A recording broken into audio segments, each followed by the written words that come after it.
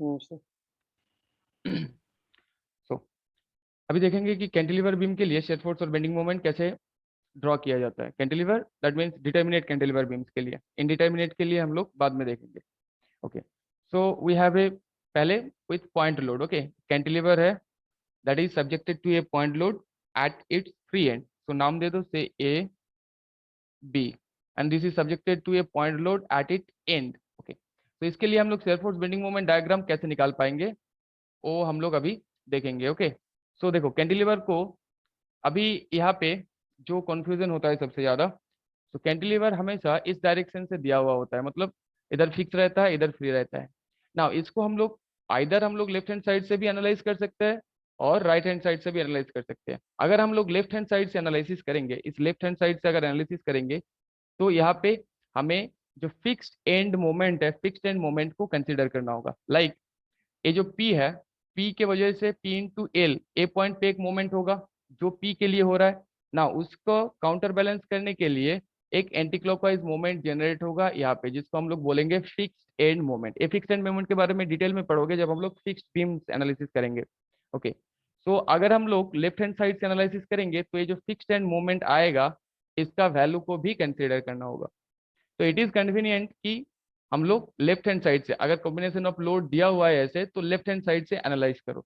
तो क्या होगा, हमें इस मोमेंट के बारे में सोचना नहीं पड़ेगा, बस इस साइड से एनालिसिस कर रहे, जितना भी फोर्सेस आएगा, जितना भी कोई भी कॉम्बिनेशन ऑफ फोर्सेस आएगा उसको हम लोग आसानी से सॉल्व करेंगे। तो कैंटिलीवर बीम के लिए पहले देखना होगा कि कौन सा साइड में दिया हुआ है, उसी हिसाब से उसका एनालिसिस भी करना होगा। ठीक है, तो अभी इस कैंटिलीवर को हम लोग, जो भी कैंटिलीवर जिसका free end left hand side में दिया हुआ है, मतलब इसका fixed end left hand side, free end right hand side में है, तो हम लोग इस from right hand side to left hand side analysis करेंगे। तो अगर इस डायरेक्शन से एनालिसिस करना चालू करेंगे फ्रॉम राइट हैंड साइड, तो उसके लिए साइन कन्वेंशन क्या था, इसके लिए साइन कन्वेंशन था अपवर्ड फोर्स उल्टा हो जाएगा, जब हम लोग लेफ्ट हैंड साइड से कर रहे थे उसका उल्टा। तो अपवर्ड फोर्स क्या होगा, अपवर्ड फोर्स को हम लोग लेंगे नेगेटिव, डाउनवर्ड फोर्स को पॉजिटिव, और क्लॉकवाइज मोमेंट को नेगेटिव, और एंटी क्लॉकवाइज मोमेंट को positive.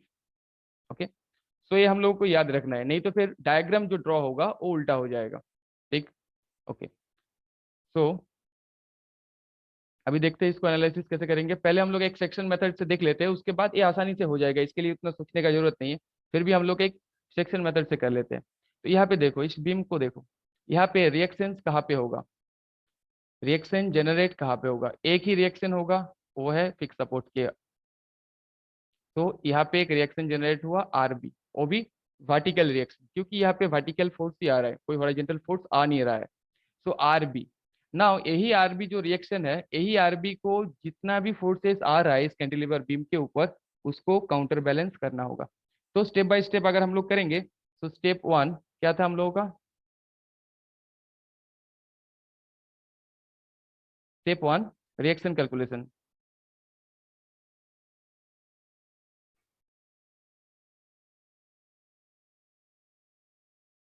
Okay, so reaction calculation अभी हम लोगों को देखना है, we are analysing from left hand side. याद रखो कि हम लोग सॉरी राइट हैंड साइड से एनालाइज कर रहे हैं। कैंटिलीवर बीम का जहाँ जिस साइड पे फ्री एंड होगा उस साइड से एनालिसिस करने की कोशिश करो। तो वो जो फिक्स्ड एंड मोमेंट है, फिक्स्ड एंड मोमेंट को अभी कंसीडर करने का जरूरत नहीं, बाद में जब फिक्स्ड एंड मोमेंट का कॉन्सेप्ट अच्छे से क्लियर हो जाएगा, तब तुम राइट हैंड साइड से करो, लेफ्ट हैंड साइड से करो, कोई फर्क नहीं पड़ेगा। नाउ यहाँ पे हम लोग क्या लिख सकते हैं, minus R B plus P is equals to zero. ना यहाँ पे मैंने माइनस आर बी क्यों लिखा, क्योंकि हम लोग एनालिसिस कर रहे हैं फ्रॉम राइट हैंड साइड, और राइट हैंड साइड से जब एनालिसिस करते हैं तो शेयर फोर्स का जो डायग्राम होता है कि upward force negative, downward force positive. तो यहाँ से हम लोगों को मिल चुका है कि R B is equals to P. अब देखो step two shear force calculation.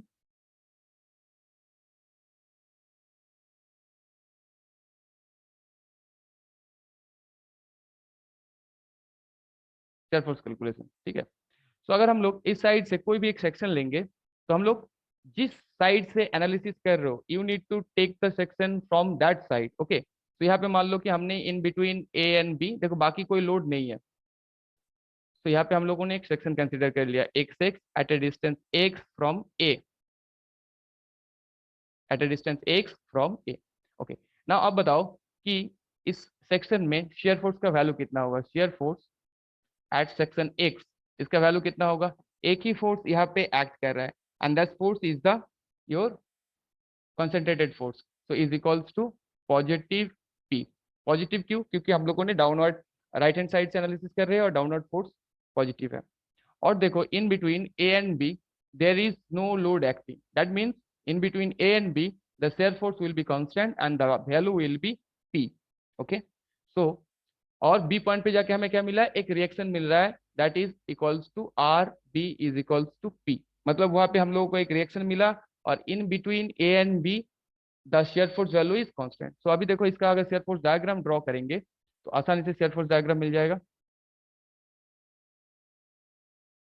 तो ये बेस लाइन है। नाउ इस पॉइंट पे ए पॉइंट पे एक पॉजिटिव पी एक्ट कर रहा है, right?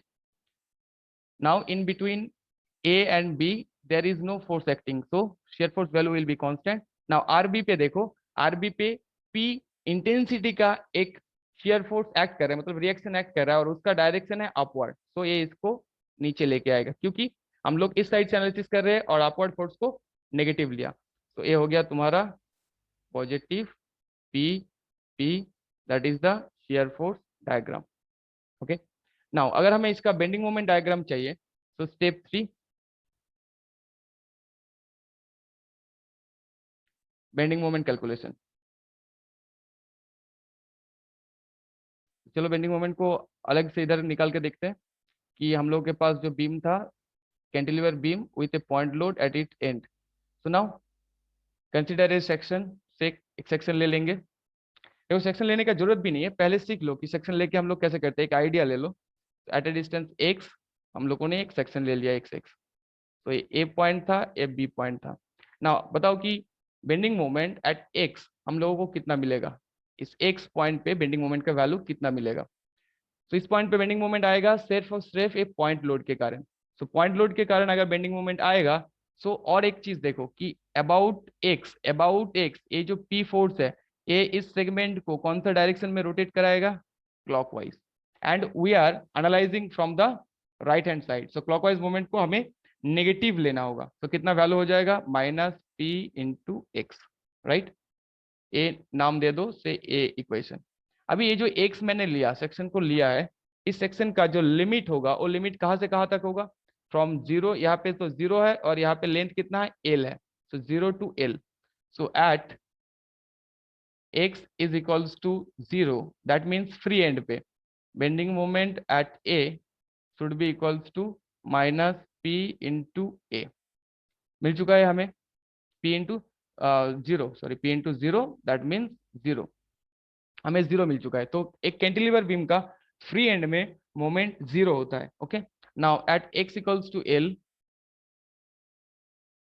That means bending moment at B minus P into L.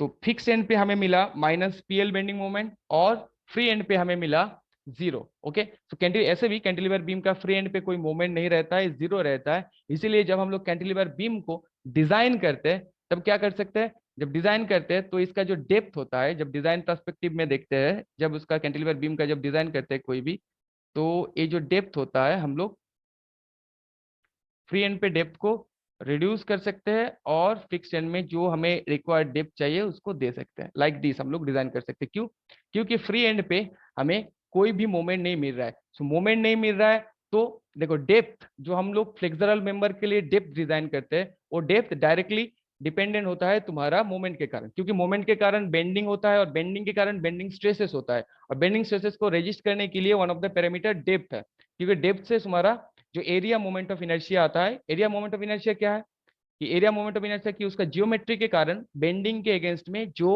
उसको एक रेजिस्टेंस प्रोड्यूस करता है। तो यहाँ पे हम लोग क्या कर सकते हैं, जो रिक्वायर्ड डेप्थ है वो हम लोग इस पॉइंट पे जो फिक्स्ड एंड है इस पॉइंट पे जो डेप्थ रिक्वायर्ड है उसको दे सकते हैं, और यहाँ आते आते हम लोग जो डेप्थ का वैल्यू है उसको हम लोग कम कर सकते हैं। ठीक है, that is the reason behind it. और वो भी है जो अब हम लोग फुटिंग, आइसोलेटेड फुटिंग, सब लोगों ने आइसोलेटेड फुटिंग देखा है। तो आइसोलेटेड फुटिंग के लिए केस भी लिए ऐसा ही होता है कि वो एक कैंटिलीवर टाइप ऑफ बीम होता है। आइसोलेटेड फुटिंग से this one is a isolated footing. Okay, तो आइसोलेटेड फुटिंग में देखना, कभी हम लोगों का आइसोलेटेड फुटिंग का डेप्थ कांस्टेंट रहता है ऐसे, कभी आइसोलेटेड फुटिंग के लिए ऐसे करके स्टेप किया जाता है, और कभी आइसोलेटेड फुटिंग के लिए ऐसे किया जाता है। नाउ इसके पीछे कारण यही है, क्योंकि देखो नीचे से क्या आएगा, जब हम लोग कोई फुटिंग को इंस्टॉल करेंगे नीचे से आएगा तुम्हारा सेफ बियरिंग कैपेसिटी, मतलब जो बियरिंग स्ट्रेस है सॉइल के लिए वो एक्ट करेगा इन बिटवीन तुम्हारा जो या फुटिंग है और सॉइल के बीच में। तो इस चीज को उल्टा करके देखोगे तो this individual section will act as a cantilever and this individual section will act as a cantilever. और कैंटिलीवर के लिए क्या जानते हैं हम लोग, देखें कि कैंटिलीवर के लिए फ्री एंड में मोमेंट जीरो होता है। अभी हम लोग बाकी केसेस के लिए भी देखेंगे यूडीएल के लिए। सो उस केसेस में अगर इस पॉइंट पे that will act as a cantilever और फ्री एंड पे कैंटिलीवर के लिए जीरो होता है, तो फ्री एंड पे हमें उतना डेप्थ मेंटेन करने का जरूरत नहीं है। बट हमें ये जो फिक्स्ड एंड है, फिक्स्ड एंड पे जितना रिक्वायर्ड डेप्थ है, ये डेप्थ को हमें प्रोवाइड करना ही है। That is the reason behind it कि क्यों हम लोग इस डेप्थ को कम कर सकते हैं। और according to our code IS 456, ये जो कम करते करते करते करते कितना कम कर सकते हैं, इसका वैल्यू दिया हुआ है फॉर आइसोलेटेड फुटिंग 150 mm। इससे कम नहीं कर सकते, जितना भी आए, जीरो भी आए, but you need to provide 150 mm as a depth at the end of a isolated footing. So एक कारण है, क्योंकि ये जो है कि जो कैंटिलीवर बीम है, कैंटिलीवर बीम का जो एंड पॉइंट है, मतलब फ्री एंड है, उसमें डेप्थ को क्यों कम किया जाता है, या फिर आइसोलेटेड फुटिंग के लिए भी डेप्थ को क्यों कम किया जाता है, दैट इज द रीजन, क्योंकि वहां पे मूवमेंट ही नहीं आता है।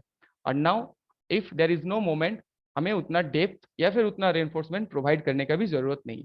इसीलिए कैंटिलीवर का और एक रूल है कि ये जो कैंटिलीवर बीम होता है उसमें जो रेनफोर्समेंट दिया जाता है वो हम लोग सपोर्ट से L/2 डिस्टेंस पे कट भी कर सकते हैं। ओके, सो ये सारा डिटेलिंग में आता है, बस एक कॉन्सेप्ट के लिए, एनालिसिस से ही इसका कॉन्सेप्ट आता है कि क्यों उसको कम लिया जाता है। ओके, तो हमने अभी इस कैंटिलीवर बीम जिसको हम लोग कर रहे थे उसमें शेयर फोर्स और बेंडिंग मोमेंट का वैल्यू निकाल लिया, शेयर फोर्स डायग्राम भी ड्रॉ कर लिया ना। बेंडिंग मोमेंट डायग्राम चलो ड्रॉ करके देखते हैं अभी। इसके लिए बेंडिंग मोमेंट डायग्राम ड्रॉ करते हैं। तो this one is the base line, पहले बेस लाइन ड्रॉ करो। अभी देखो यहाँ पे, तो ए बी पॉइंट है, बी पॉइंट पे कितना मोमेंट आ रहा है, बी पॉइंट पे मोमेंट आ रहा है नेगेटिव P/L, सो PL। और इस पॉइंट पे जीरो। एंड पॉइंट लोड के लिए बेंडिंग मोमेंट डायग्राम का नेचर क्या होता है, इट्स ए इंक्लाइंड लाइन। सो यहाँ से यहाँ तक, सॉरी, लास्ट पॉइंट तक जाएगा। तो यहाँ से लेके यहाँ तक negative BMD। So that's how we can draw a shear force and bending moment diagram for a cantilever beam। देखो अभी इतना कुछ करने का जरूरत भी नहीं था, ये बहुत ही आसान है, क्योंकि हम लोग डायरेक्टली कर सकते हैं। यहाँ पे देखो, देख के लग रहा है जितना भी फोर्सेस कैंटिलीवर के ऊपर आएगा उसको लेना होगा रिएक्शन को। तो सारा फोर्सेस जो रिएक्शन का वैल्यू होगा that will be sum of all the forces acting on your cantilever. कोई भी लोड हो सकता है, यहाँ पे मैंने पॉइंट लोड दिया, पॉइंट लोड के साथ UDL UVL कुछ भी आ सकता है। तो सारे लोड को जो काउंटर बैलेंस करेगा दैट इज योर RB। तो RB का वैल्यू निकाल लो, उसके बाद आराम से शेयर फोर्स डायग्राम ड्रॉ हो जाएगा। ठीक है, बेंडिंग मोमेंट के लिए भी क्या है, देखो इस पॉइंट पे यहाँ पे एक ही फोर्स काम कर रहा है, P फोर्स। तो जहां पे P फोर्स एक्ट कर रहा है वहां पे तो जीरो होगा ही, क्योंकि कोई एसेंट्रिसिटी नहीं है, तो मोमेंट जनरेट नहीं होगा। और बी पॉइंट पे कितना मोमेंट होगा, P/L। और हम लोग इस साइड से एनालिसिस कर रहे हैं, तो P/L क्लॉकवाइज, तो नेगेटिव मोमेंट आ जाएगा। मतलब इतना कुछ करने का जरूरत नहीं है, directly you can solve it. Okay, so और दो चार प्रॉब्लम देखते हैं तो और क्लियर हो जाएगा। तो ये था with point load. Now with UVL देखते हैं। ये बेसिक चीज है, बट बेसिक चीजों को पहले अगर अच्छे से समझ गए ना तो इसी चीज को अप्लाई करके बाकी सारा प्रॉब्लम सॉल्व हो जाएगा। नाउ विथ ए UDL, सो दो नंबर दो, cantilever beam with a UDL acting throughout its length।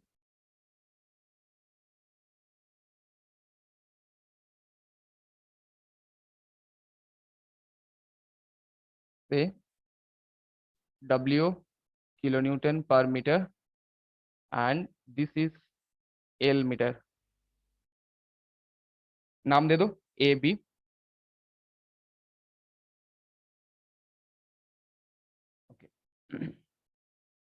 So how can we draw the shear force and bending moment diagram?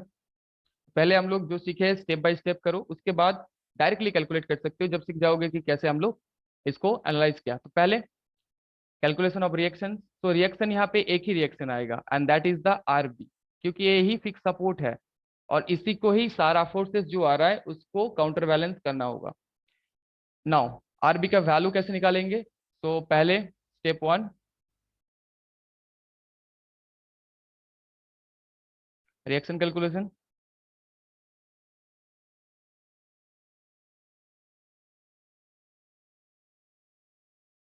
तो रिएक्शन कैलकुलेशन में हम लोग क्या लिख सकते हैं कि R A minus R A plus total load का वैल्यू कितना है, W into L is equals to 0। क्यों लिख रहे हैं यहाँ पे लिख लेना, वी आर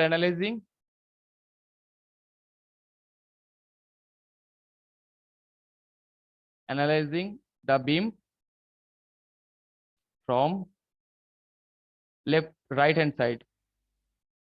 और राइट हैंड साइड के लिए हम लोगों ने जो कैलकुलेशन किए हैं, जो एजम्पशंस लिए है, वो एजम्पशंस था कि अपवर्ड नेगेटिव, डाउनवर्ड पॉजिटिव। तो यहाँ से हम लोगों का आर ए का वैल्यू मिल चुका है, R A is equals to W L, R A का वैल्यू मिल चुका है। अभी देखो शेयर फोर्स निकालने का भी जरूरत नहीं है, यहाँ पे डब्ल्यू एल हो रहा है, यहाँ पे 0 आएगा, तो एक पैराबोलिक लाइन से ड्रॉ कर सकते हैं, बट स्टिल स्टेप वाइज करो। तो स्टेप टू क्या था, एक अच्छा हैबिट बिल्ड होगा। स्टेप टू में share force calculation.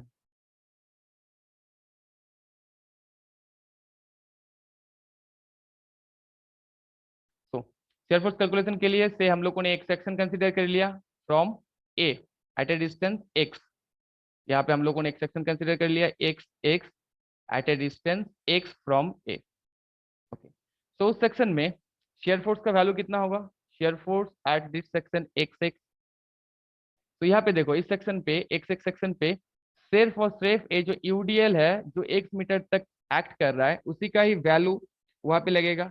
So W into x, क्योंकि देखो ये एक्स डिस्टेंस तक है और जो इंटेंसिटी ऑफ लोडिंग है वो डब्ल्यू किलो न्यूटन पर मीटर है। तो डब्ल्यू इंटू एक्स इंटेंसिटी का शेयर फोर्स उस सेक्शन में एक्ट कर रहा है। तो इसका कोई नाम दे दो, ए इक्वेशन।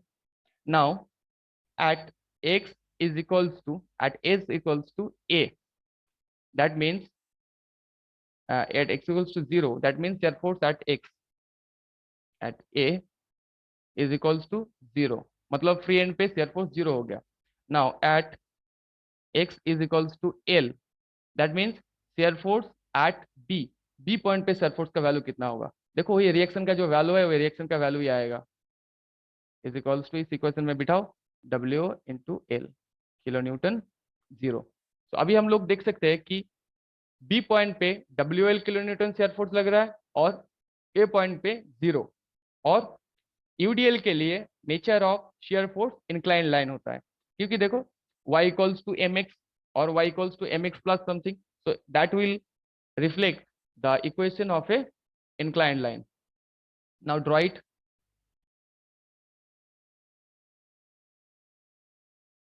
बेस लाइन, पहले बेस लाइन ड्रॉ करो, उसके बाद इस पॉइंट पे हमें मिला है शेयर फोर्स का वैल्यू डब्ल्यू एल और इस पॉइंट पे 0 and in between that will vary linearly, बस। so that is your shear force diagram, okay, positive force diagram। now bending moment diagram निकालना है। तो बेंडिंग मोमेंट के लिए देख लो वही सेक्शन हम लोगों ने यहाँ पे एक सेक्शन कंसीडर किया, उस सेक्शन में बेंडिंग मोमेंट का वैल्यू कितना होगा देख लेते हैं। तो यही पे कर देते हैं स्टेप 3,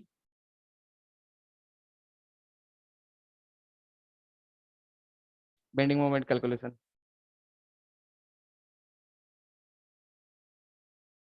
अब बताओ हम लोगों ने एक सेक्शन कंसीडर किया एट अ डिस्टेंस x, तो उस सेक्शन में बेंडिंग मोमेंट का वैल्यू कितना होगा, उस सेक्शन में बेंडिंग मोमेंट का वैल्यू कितना होगा?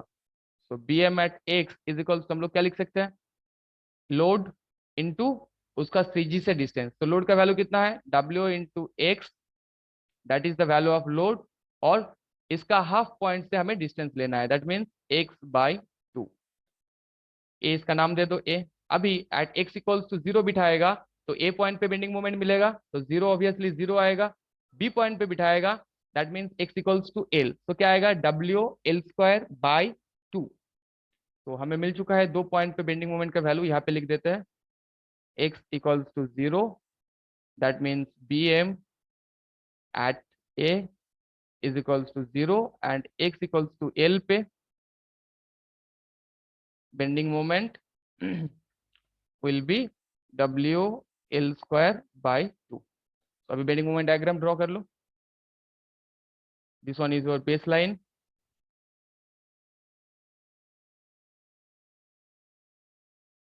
ओके, वन मोर थिंग जो मिस कर गया यहाँ पे, वो है कि हम लोग लेफ्ट हैंड साइड से एनालिसिस नहीं कर रहे, यहाँ पे हम लोग राइट हैंड साइड से एनालिसिस कर रहे हैं।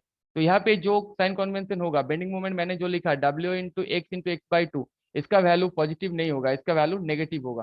क्योंकि इस पॉइंट के रेस्पेक्ट में जो लोड है एक क्लॉकवाइज मूवमेंट प्रोड्यूस करेगा, और राइट हैंड साइड से जब हम लोग एनालिसिस करते हैं तो क्लॉकवाइज को क्या लेते हैं, नेगेटिव लेते हैं। तो यहाँ पे bending moment is equals to हो जाएगा negative of, is equals to negative of that. So bending moment यहाँ पे नेगेटिव आएगा।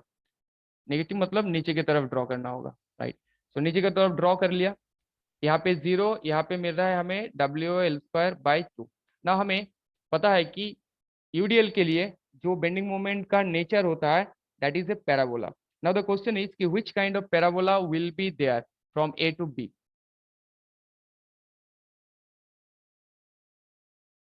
तो A to B देखो क्या हो रहा है, A to B intensity of shear force is increasing from A to B।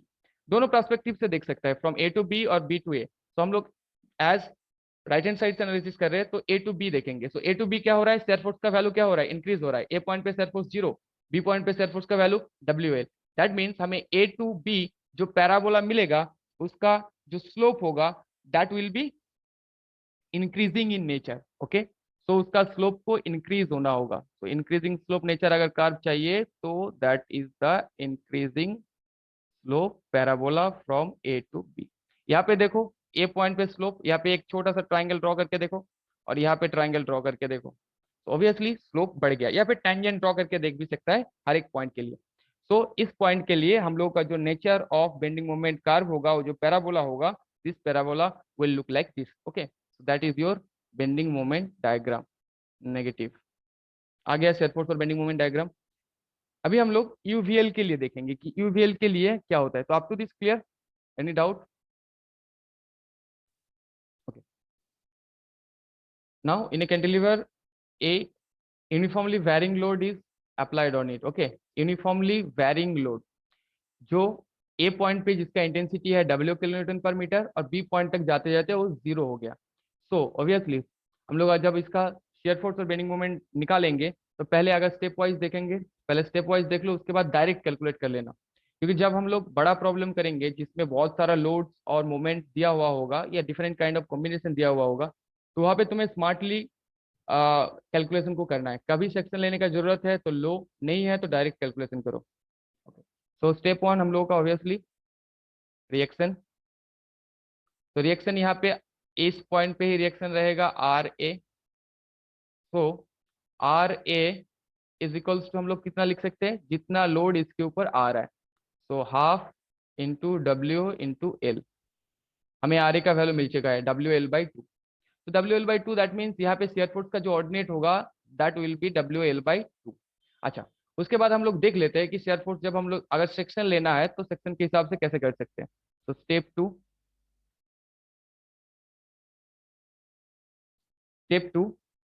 Share force calculation.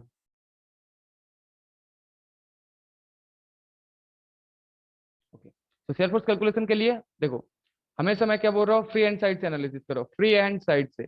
Okay, अभी और एक प्रॉब्लम दिखाऊंगा कि अगर फिक्स हैंड साइड से एनालिसिस करना है तो कैसे कर सकते हैं, वो भी सिखा देंगे।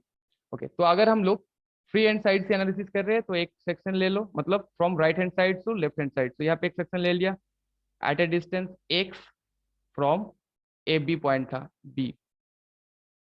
तो उस सेक्शन में शेयर फोर्स का वैल्यू कितना होगा, shear force at x। Share force eight x कितना वैल्यू होगा कि एक्स डिस्टेंस तक मेरा ये जो यूवीएल एक्ट कर रहा है उसी का वैल्यू होगा। तो हमें एक यहाँ पे ऑर्डिनेट चाहिए होगा, तो यहाँ पे जो यूवीएल का ऑर्डिनेट है से नाम दे दो, इसका ऑर्डिनेट है डब्ल्यू। तो पहले से डब्ल्यू एक्स का वैल्यू निकालना होगा, उसके बाद ही हम लोग निकाल सकते हैं कि ये जो है इसका वैल्यू। तो एट ए डिस्टेंस एक्स तक हम लोग का जो शेयर फोर्स का वैल्यू मिलेगा वो है half into W x into x, right. अभी डब्ल्यू एक्स का वैल्यू हम लोगों को निकालना होगा। डब्ल्यू एक्स का वैल्यू कैसे निकाल सकते हैं, दो सिमिलर ट्राइंगल लॉ से निकाल सकते हैं। तो एक बड़ा वाला ट्राइंगल, तो इसका नाम दे दो ओ और इसका नाम दे दो ओ डैश। तो बड़ा वाला ट्राइंगल ए बी ओ और छोटा वाला ट्राइंगल ओ ओ डैश से नाम दे दो यहाँ पे ए डैश और बी। इन दोनों ट्राइंगल से हम लोग निकाल सकते हैं कैसे। तो छोटा वाला ट्राइंगल के लिए W x by W is equals to इसके डिस्टेंस है एक्स बाई एल। तो W x is equals to हो जाएगा W into x by L. तो यहाँ पे वैल्यू बिठा दो, half into W into x by L into x, that means W x square by 2l। ना ये जो लिमिट हमने लिया है, ये जो सेक्शन हमने लिया है, सेक्शन का लिमिट कहाँ से कहाँ तक होगा, तो इन बिटवीन दैट कोई भी लोड नहीं है। सेक्शन लेने का रूल क्या था, कोई रिएक्शन या लोड के बाद दूसरा रिएक्शन या लोड से पहले। तो यहाँ पे एक ही लोड एक्ट कर रहा है and that is your uniformly varying load. So यहाँ पे फ्रॉम 0 to l हम लोग इसका लिमिट बिठा सकते हैं। तो at x equals to 0 that means shear force at b obviously 0 आएगा। Now at x equals to L, that means shear force at A should be W L square by 2L. So L cancel out हुआ, हमें मिला W L by 2। तो यहाँ पे इसको लिख देते हैं आराम से W L by 2 मिल चुका है।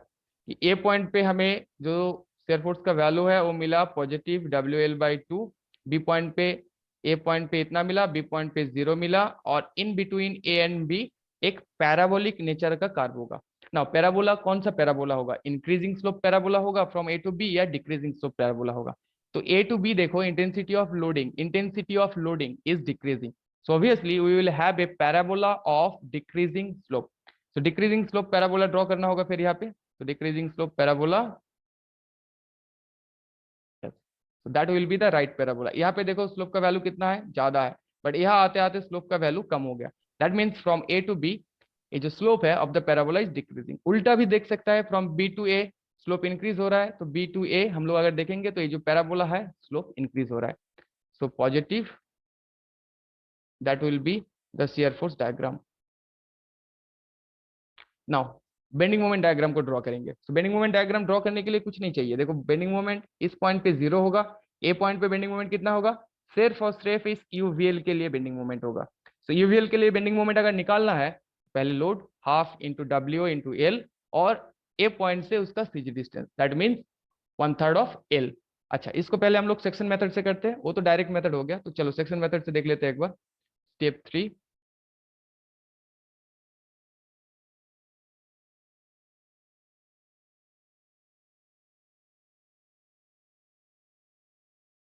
Bending moment calculation. तो हम लोग के पास जो बीम था, कैंटिलीवर बीम, यहाँ से लेके intensity of loading is decreasing, W यहाँ पे 0 किलो न्यूटन पर metre A B.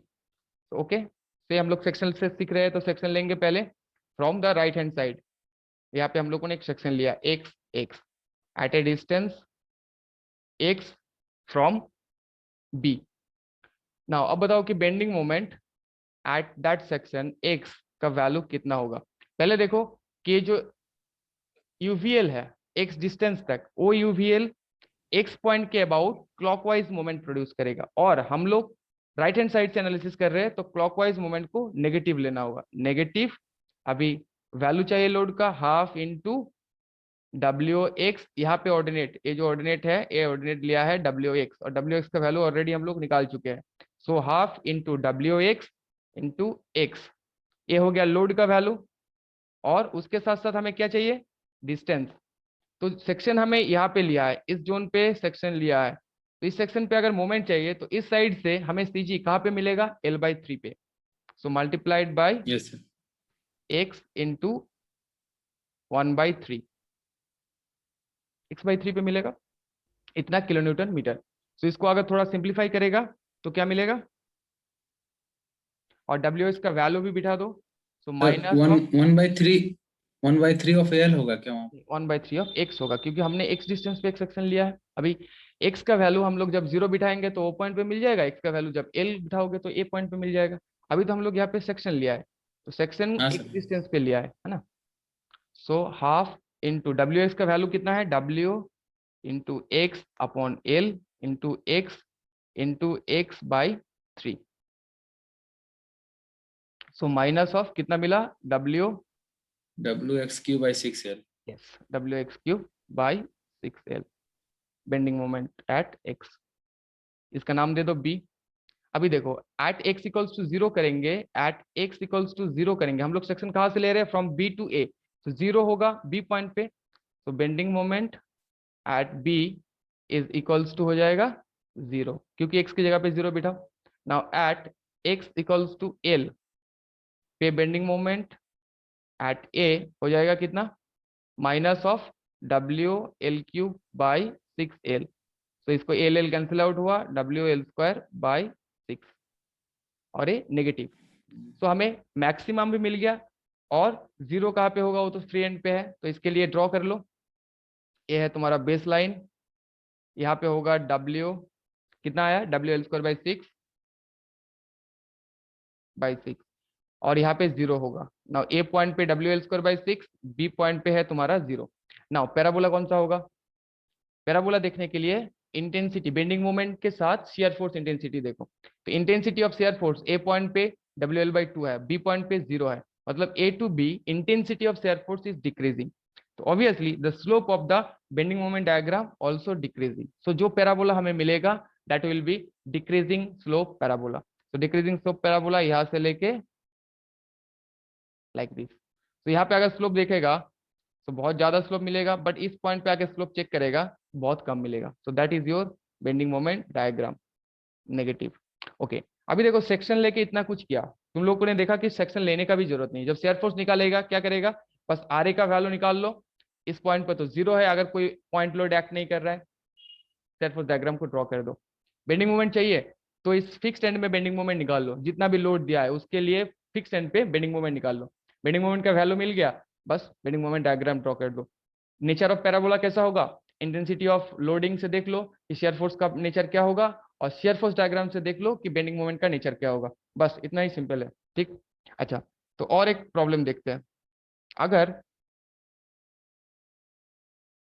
Cantilever beam के लिए यूवीएल ही दिया हुआ है, बट यूवीएल का जो डायरेक्शन है वो उल्टा कर दिया है, यहाँ पे 0 और वहां पे W, से नाम दे दो A B, इस पॉइंट पे W किलो न्यूटन पर मीटर है और A पॉइंट पे 0 है। ओके, नाउ इस काइंड ऑफ प्रॉब्लम के लिए हम लोग कैसे सॉल्व करेंगे, तो पहले तुम लोग बताओ, उसके बाद हम लोग सॉल्व करेंगे। Now we have the same cantilever of length L, but this time जो यूनिफॉर्मली वेरिंग लोड है, this is varying from A where the intensity is 0 and B where the intensity is W kilonewton per meter। अभी इसको solve कैसे करेंगे, अगर हम लोग इसको राइट हैंड साइड से एनालिसिस करना चालू करेंगे तो यहाँ पे क्या आ जाएगा, एक रेक्टेंगुलर पोर्शन आ जाएगा, सॉरी ट्रापीजोइडल पोर्शन आ जाएगा, ट्रापीजोइडल पोर्शन को एनालिसिस करने की जरूरत नहीं है। अभी हम लोग लेफ्ट हैंड साइड से एनालिसिस करेंगे, तो लेफ्ट हैंड साइड से जब एनालिसिस करेंगे, as this is a fixed beam, तो यहाँ पे मतलब फिक्स एंड है, तो यहाँ पे क्या रहेगा, यहाँ पे एक रिएक्शन रहेगा RA और एक फिक्स्ड एंड मोमेंट रहेगा।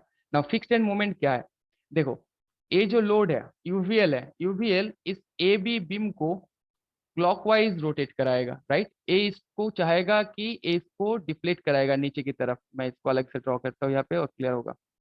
ये जो लोड है ए चाहेगा इसको नीचे की तरफ ऐसे रोटेट कराने का, राइट, अगर और ए एंड तो फिक्स है, ए तो अपनी जगह से हिलेगा नहीं, तो ऑब्वियसली इसको अगर इक्विलिब्रियम में रहना है तो यहाँ पे एक फिक्स्ड एंड मोमेंट जनरेट होगा जिसका डायरेक्शन ऑपोजिट होगा बट इंटेंसिटी सेम होगा काउंटर बैलेंस करने के लिए उस मोमेंट को। तो ये जो फिक्स्ड एंड मोमेंट है ए में, इस फिक्स्ड एंड मोमेंट का वैल्यू भी निकालना होगा और जब हम लोग इसको प्रोसीड करेंगे तो इस फिक्स्ड एंड मोमेंट का वैल्यू को भी हमें लेना है। तो पहले डायरेक्शन, फिक्स्ड मोमेंट का डायरेक्शन कैसा आएगा, यहाँ पे ये जो लोड है एक क्लॉकवाइज डायरेक्शन में घुमा रहा है तो ऑब्वियसली जो फिक्स्ड एंड मोमेंट होगा एंटी क्लॉकवाइज होगा और उसका जो वैल्यू होगा that value should be same as the moment coming from the applied loads.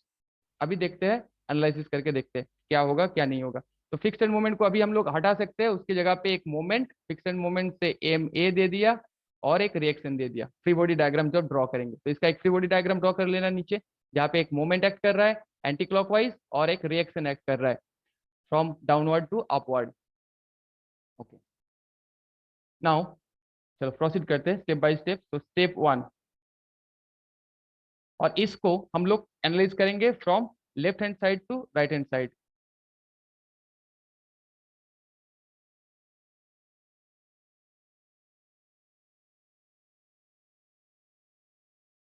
ए बार बार मैं क्यों लिख रहा हूँ, क्योंकि डायरेक्शन में नहीं तो कंफ्यूज हो जाएगा और कुछ नहीं।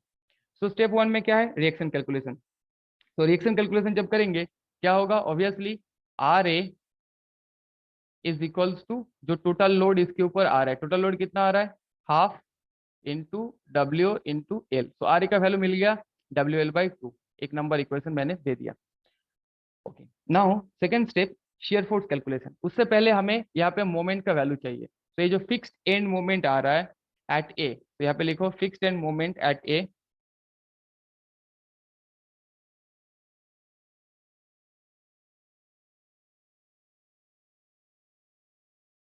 एट ए कितना हो जाएगा, ए में का वैल्यू, ए एंटी क्लॉकवाइज है तो नेगेटिव ऑफ टोटल जो मेरा मोमेंट आ रहा है ड्यू टू, मोमेंट आ रहा है ड्यू टू किसके कारण, due to applied load, right. तो डब्ल्यू, पहले लोड निकाल लो, half into W into L, okay, into इसके साथ हमें चाहिए होगा और क्या, डिस्टेंस। तो यहाँ से सीजी डिस्टेंस कितना होता है फ्रॉम दिस पॉइंट टू, हम लोग अगर इस साइड पे जाएंगे 12/3, राइट। तो हमें कितना मिला, माइनस WL² बाई 3। अभी हम लोग शेयर फोर्स निकालेंगे। इस मोमेंट को भी कैलकुलेट करना होगा कब, जब हम लोग बेंडिंग मोमेंट को निकालेंगे। शेयर फोर्स के टाइम पे तो लगेगा नहीं। तो पहले share force calculation step 2।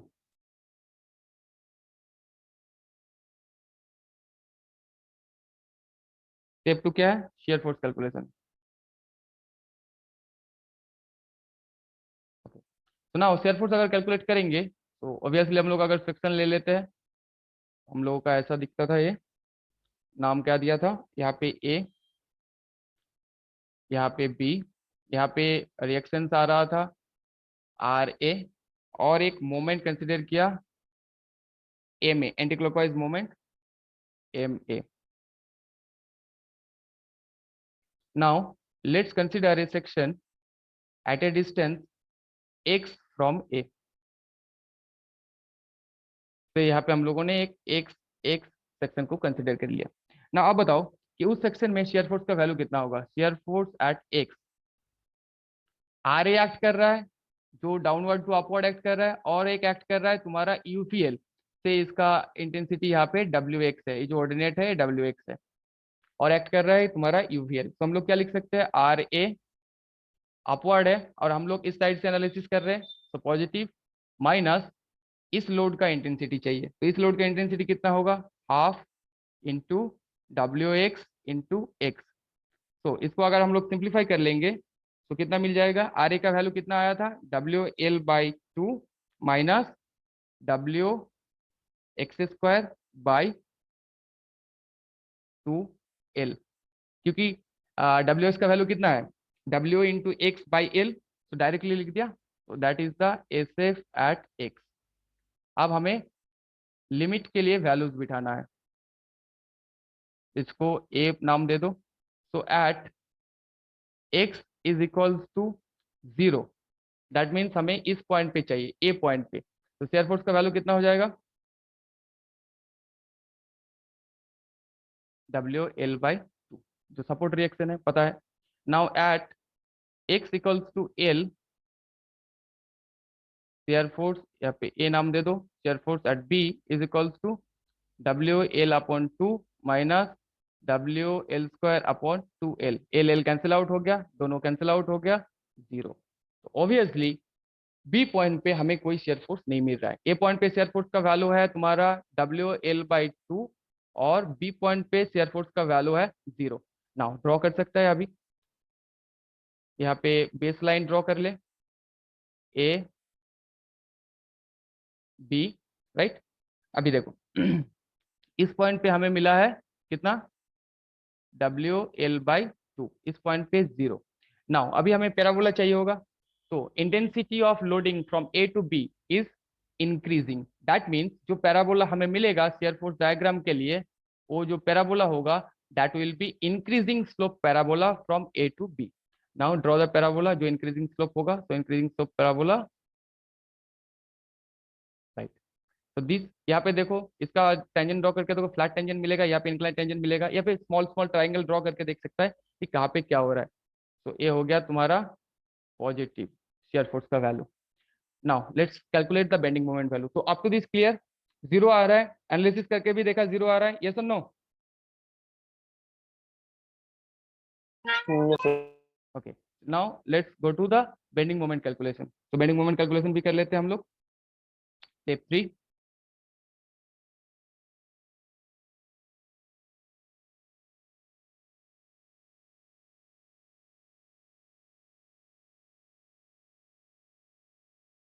Bending moment calculation. चलो बेंडिंग मोमेंट कैलकुलेशन करते हैं। अभी जब बेंडिंग मोमेंट को कैलकुलेट करेंगे तब जाके हमें ये जो मोमेंट का वैल्यू है उस मोमेंट का वैल्यू को भी कंसीडर करना होगा। चलो हम लोग का फ्री बॉडी डायग्राम जो है उसको एक बार ड्रॉ कर लेते हैं। तो ये था फ्री बॉडी डायग्राम, यहाँ पे आ रहा था RA और एक मोमेंट MA, एंड इसके ऊपर आएगा एक UVL, ये लेंथ L है, UVL W किलो न्यूटन पर मीटर है। ओके,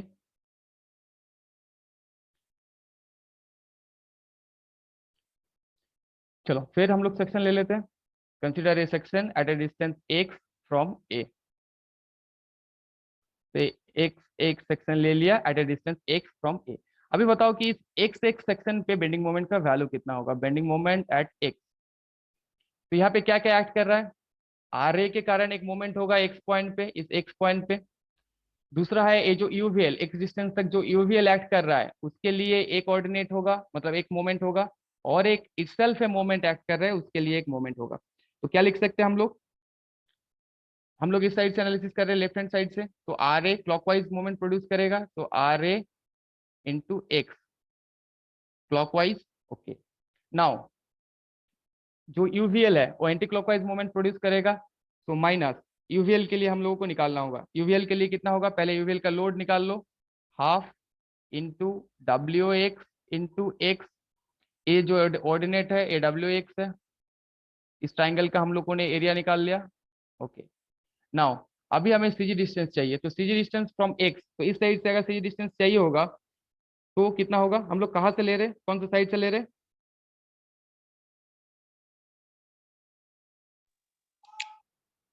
x/3 हो जाएगा। हम लोग जो ये ले रहे हैं CG, 2/3x बताओ यहाँ पे जो हम लोग, तो x/3। नाउ और एक क्या है, एंटी क्लॉकवाइज मोमेंट एक्ट कर रहा है, माइनस MA। तो MA का वैल्यू कितना था, लिख देंगे और एक बार, क्विकली करना होगा, 2 मिनट टाइम है। तो RA का वैल्यू कितना था, WL/2 इंटू एक्स, माइनस यहाँ पे कितना मिल रहा है, इसको वैल्यू को भी अगर पुट कर दोगे W इंटू x/L, तो W x³ / 6L, WX³ / 6L, minus MA का वैल्यू कितना निकला था, WL²/3। नाउ ये हो गया तुम्हारा बेंडिंग मोमेंट एट x। इसका एक नाम दे दो इक्वेशन का, B। Now at x equals to 0 पे बिठाओ, at x equals to l पे बिठाओ. So at x equals to 0, that means your bending moment at a point पे. तो a दो कैंसिल आउट हो जाएगा, रहेगा क्या, minus W L square by 3. A point पे बेंडिंग मोमेंट का वैल्यू मिल गया W L square by 3. Now x equals to L बिठाओ, एल बिठाओ, that means bending moment at last point पे. लास्ट पॉइंट का नाम क्या दिया था, b. तो वैल्यू अगर बिठाएगा तो यहाँ पे W L square by 2 minus यहाँ पे होगा W L square by 6 minus W L square by 3. तो देखो कितना आएगा, 0 आएगा. ऑब्वियसली 0 आ जाएगा, लिख देते हैं एक बार, W L square by 2 minus W L square by 6 minus W L square by 3. ना तीनों को करके देखो कितना आ रहा है, कितना आएगा, 6 नीचे 3 1 2 0. तो बी पॉइंट पे 0, बी पॉइंट पे 0, ए पॉइंट पे minus W L cube by W L square by 3. Now diagram draw करो, that is your base line. B point पे 0, ए पॉइंट पे है तुम्हारा W L square by 3, that is negative, इसलिए negative draw किया. Now what should be the parabola, A to B the intensity of shear force is decreasing. तो obviously A to B जो curve मिलेगा that will be the decreasing slope curve. So decreasing slope parabola, that one is your decreasing slope parabola. Negative b m.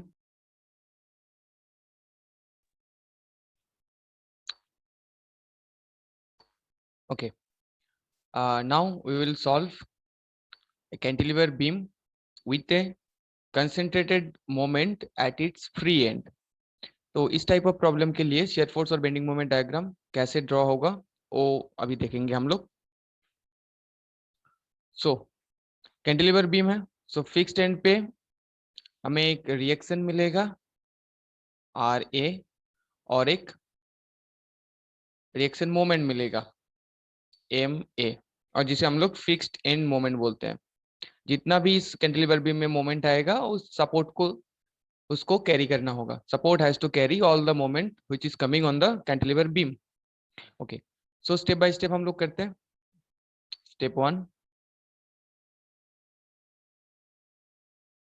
Reaction calculation.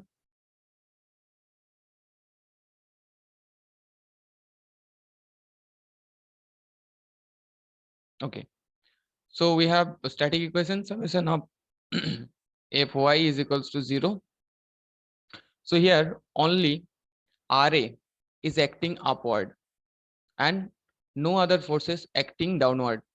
So Ra is equals to 0. That means there is no reaction forces, vertical reaction forces. Only the moment will act. The moment or the reactive moment or the fixed end moment will act at this point A. So shear force diagram कैसा होगा, obviously कोई force act नहीं हो रहा है, तो that is the baseline and shear force diagram, zero shear force diagram. That means throughout the length वहां पे हमें कोई भी shear force का value नहीं मिलेगा. Okay, now we need to calculate the bending moment and the bending moment diagram we need to draw. So step 2 में देखें हम लोग कि shear force is 0 throughout the length.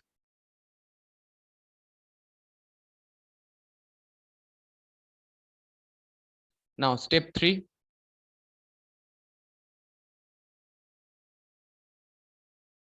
bending moment calculation.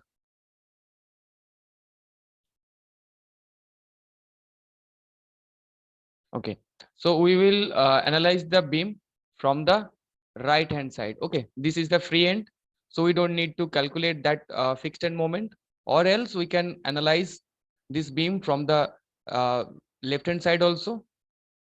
So when we will analyze the beam from the left hand side, we need to consider the fixed end moment, and here we will analyze the beam from the right hand side.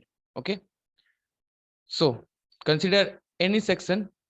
यहाँ पे कोई भी एक section ले लो at a distance x from B. ना उस section पे अगर हम लोग बेंडिंग मोमेंट देखेंगे, सो लेट कंसिडर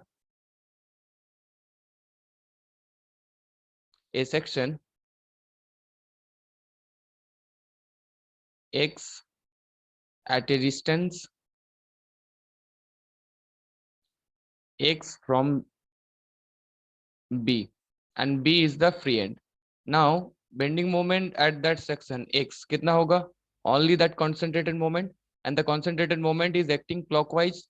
और हम लोग जब from right hand side to left hand side analysis करते हैं तो क्लॉकवाइज मोमेंट को हम लोग क्या लेते हैं? Negative. So negative m kilo newton metre.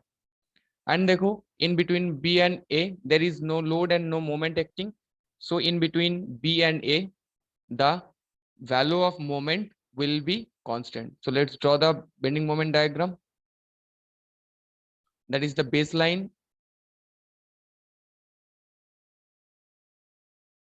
b point पे हमें negative m kilo newton metre मिला। In between b and a कोई भी मोमेंट या फिर लोड एक्ट नहीं हो रहा है, so it's a constant bending moment और constant negative m bending moment. Now here the reaction moment or the fixed end moment will act, and the value of fixed end moment will be equals to the applied moment, and this will act anti-clockwise. So obviously it will lift it towards a and make it a closed diagram. So negative, that one is your bending moment diagram. Okay, so this is the shear force and bending moment diagram for a cantilever beam subjected to a concentrated moment at the free end. And if instead of the clockwise moment, if anti-clockwise moment is acting b, then same diagram will be there, but in that case the negative will become positive, so we need to draw it above the baseline. That will be the change for this condition. Okay, so now one more condition is left, that is cantilever beam width uniformly varying moment. Okay, uniformly varying moment का क्या मतलब है? कि the moment is varying throughout the length. Okay, so here we have a cantilever beam of length L on which a uniformly distributed moment of intensity m kilonewton meter is acting. Okay, so say step 1, shear force calculation or the reaction calculation at first. So in the fixed end we will have a reaction RB RA and a reactive moment or a fixed end moment MA. Okay, so first step is reaction calculation. So summation of Fy is equals to 0. Now here only the reaction force is acting. There is no other force acting on this beam. So Ra should be equals to 0. That means there shouldn't be any shear force on the span of the beam. Okay, step 2, shear force calculation. So shear force कुछ मिलेगा नहीं. So shear force on the entire length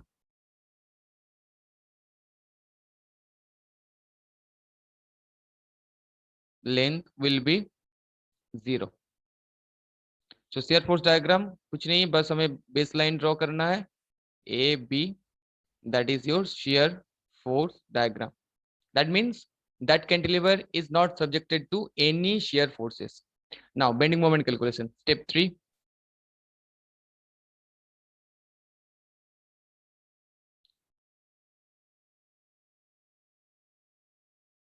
Bending moment calculation. Now we will analyze from right hand side. Okay, so if we analyze from right hand side and consider a section here at a distance x from B.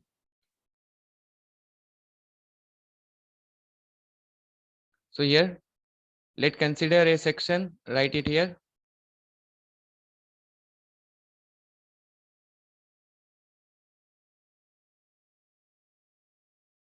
Section xx at a distance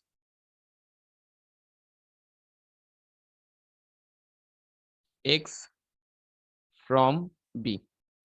सो अभी बताओ इस x x section में bending moment का value कितना होगा? Bending moment at x should be equals to x length तक m kilonewton metre पर metre intensity का क्लॉकवाइज मोमेंट आ रहा है। सो माइनस माइनस क्यों? क्योंकि हम लोग राइट हैंड साइड से एनालिसिस कर रहे हैं, और राइट हैंड साइड से अगर एनालिसिस करते हैं तो हम लोगों का जो एजम्पशंस हम लोगों ने लिया था, right hand side to left hand side अगर एनालिसिस करेंगे तो clockwise positive and clockwise negative, anti clockwise positive, upward negative, downward positive, just opposite of the sign convention when we are considering or when we are analyzing the section from left to right. Okay, so minus m into x, x distance तक m kilonewton metre पर metre, मतलब m kilonewton moment पर metre में आ रहा है, तो x metre में कितना आएगा? m into x। एक इक्वेशन दे दो। Now at x is equals to 0, that means at point b bending moment at b should be equals to 0, 0 बिठाओ। now at x is equals to l, so bending moment value will be at a should be equals to minus ml। okay, so now we can easily draw the bending moment diagram।